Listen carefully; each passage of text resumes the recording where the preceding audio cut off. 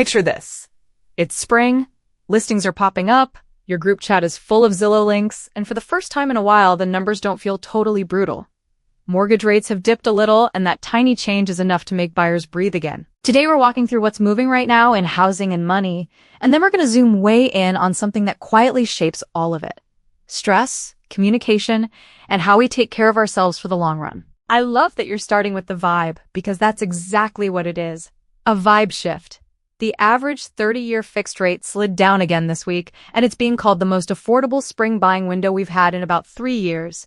Now, affordable is relative, but when rates drop even a bit, monthly payments soften, and people who are on the edge suddenly re-enter the conversation. And the wild part is, even people who already own homes, people who locked in those gorgeous under 5% rates, are starting to budge. We've been calling it the lock-in effect for a couple years. Nobody wants to sell because they don't want to give up their low rate. But now more than a third of homeowners say they're ready to list this spring anyway. That's huge, because it suggests life is starting to outweigh rate math. A new job, a new baby, a divorce, a move to be closer to family. Eventually people stop optimizing for the perfect mortgage and start optimizing for the life they're actually living. Okay, but if someone is buying right now, there's a second numbers story that matters just as much as the interest rate: credit scores. And after years of talk, there's finally a real shift. Fannie Mae and Freddie Mac are now accepting VantageScore. That's a big deal because a lot of the mortgage world has been tightly tied to one scoring model for a long time. It's progress, but with a footnote. The industry is still pushing for more flexible credit reporting options, especially in cases where borrowers have strong credit, but their story isn't perfectly captured by the traditional system. Think of people who pay everything on time but don't use credit cards much, or folks who have thin credit files. So, rates loosen a little, credit scoring opens up a bit, and homeowners are more willing to move. But the market is not moving evenly everywhere. New Jersey is a good example. Overall prices are starting to cool slightly in some areas, yet Newark is doing its own thing. Median single-family prices there jumped more than 7%. That's the all real estate is local lesson again. A state can be cooling, and a city can be heating up, depending on jobs, inventory, transit, development. So many factors. Now for the part that isn't as fun: foreclosures. New data shows foreclosure auction activity is picking up again, creeping toward the levels we last saw in early 2020, before the pandemic backstops kicked in. Yeah, and it's a reminder that even when headlines talk about a strong housing market, not everyone experiences it as strong. Some households are getting squeezed by prices, by debt, by job changes, by medical costs. When the cushion thins out, delinquency becomes auction activity. And speaking of companies adapting, there were leadership shakeups across major real estate firms this week. New CEOs stepping in, industry veterans moving to new shops. Those moves can look like gossip, but they're usually signals. Firms are prepping for the next chapter of the market, especially as banking feels pressure from another corner: office buildings. Some regional banks are profitable overall, but they're dealing with more problematic loans tied to office real estate, and their stock prices are reflecting that stress. Which brings us to homeowners again, but from a different angle. Home values have stayed high enough that tapping equity is back in the spotlight. SoFi officially launched a HELOC product, home equity line of credit, basically giving owners a way to borrow against the value they've built. It's one more tool, but it's also one more decision that can go right or wrong depending on rates, income stability, and why you're borrowing in the first place. Renovation to improve livability? Maybe. Using it to patch a budget every month? Riskier. And that feeds directly into the bigger money mood right now: retirement anxiety. A new survey says worker confidence in having a comfortable retirement fell to 61%. Social Security worries are a big part of that, and so is the basic reality that everyday costs keep rising. People aren't just thinking, will I have a nice vacation? They're asking, will I be okay if I live longer than my savings? And that question is getting louder, which is a perfect bridge to the second half of today's episode, because the theme underneath everything we've talked about, buying, selling, borrowing, saving, is stress. And stress has a celebrity villain right now: cortisol. Cortisol gets blamed for everything: weight gain, puffy face, bad sleep, burnout. But doctors are trying to correct the internet narrative. Cortisol isn't some toxin you need to detox. It's an essential hormone. You need it to wake up, to focus, to respond to challenges. Without cortisol, you don't function. So the story isn't cortisol is evil. The story is chronic stress is expensive. And not just expensive in a metaphorical way. Chronic stress can mess with sleep, appetite, energy, mood. Then you spend more money and more time trying to fix the symptoms. You buy supplements, you chase new routines. You feel behind before the day even starts. It's like blaming the smoke alarm for the fire. Cortisol is the smoke alarm. It's there to respond to what's happening. The question is, why is the alarm blaring all the time? Is it overwork? Is it financial uncertainty? Is it conflict at home? Is it doom scrolling at midnight? And that's where the next piece comes in, how we argue.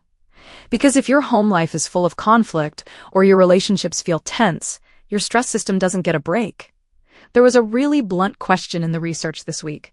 What if you're not just in a lot of arguments? What if you're contributing to why they go badly? That question stings because most of us think we're the reasonable one. But there are tells. One is keeping a mental scoreboard, like I apologized last time, so you owe me, or I always do the dishes, or I've been the bigger person for months. Another tell is the language. The moment you start saying you always or you never, you're not describing a specific problem anymore, you're making a character argument. And once someone feels like their character is on trial, guess what happens? They stop listening and start defending. And that turns the conversation into a competition. Who's right? Who's worse? Who started it? But experts keep saying, if you want the relationship to survive, the goal can't be winning. The goal has to be solving. Focus on the actual issue in front of you. Let's make it real. Instead of you never help around here, you can try. I'm overwhelmed by the chores this week, and I need us to decide who's doing what. Same underlying frustration, totally different landing. Or instead of you always interrupt me, it becomes, when I get cut off, I lose my train of thought and I feel dismissed. Can we slow down and let each other finish? That's still honest, but it's specific. And it's about impact, not a verdict. And when you fight fair, you're not just protecting feelings, you're protecting your nervous system. You're lowering the amount of time your body has to spend in that activated, braced for impact state. Which brings us back to longevity and the long view.